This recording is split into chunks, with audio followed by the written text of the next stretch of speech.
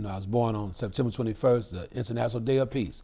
It was like a God-given. That's the only way I can break it down to you, because I was able to stop guys from bullying guys. Just something that I gravitated towards in my life, because we all struggle, because I went through a identity crisis, Mr. Rick.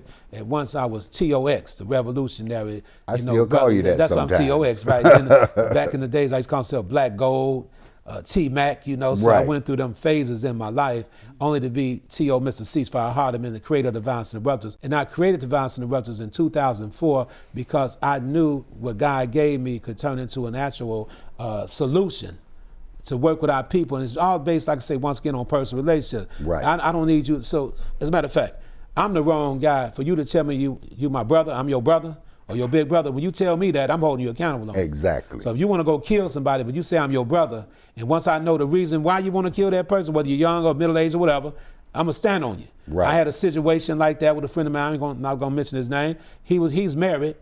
His mama's sick. She on an oxygen machine. Real stories from the hood. His mama is on an oxygen machine. He's living with her, but he's married, got 3 kids, but he's dealing with another lady that another guy dealing with, so they both dealing with another lady. So the guy she dealing with called him a B-I-T-C-H, something like that, but the guy he called the B-I-T-C-H, he about 38 years old, but he's a killer. Right. So now he done drove up to in front of the woman's house to kill the guy that's in the house. Right. I get a call. I know this guy. I did him a favor before, wrote him a letter to get him out of jail, you know.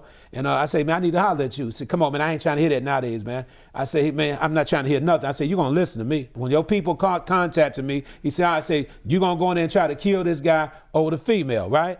He may have disrespected you verbally. Give me a minute. And I kid you not, I walked in that house, and the guy that disrespected him was in there shaking like a leaf on a tree in the wintertime. He was just like this, shaking in the house. I get it. And the lady looked at him like, what's going on? I go back to the car to talk to this guy. I say, look here, man, you done already shot him without shooting him. You done already shot him. What do you mean? I say, the man there shaking, he can't even hold his head up.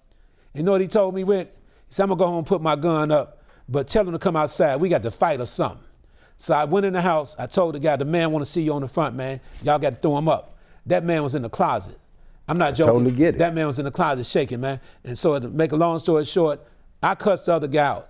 I say, man, I wrote that letter from you. You don't know me that good, but I know you good enough to say this to you as a big brother. Take your ass home, man, and give it your woman.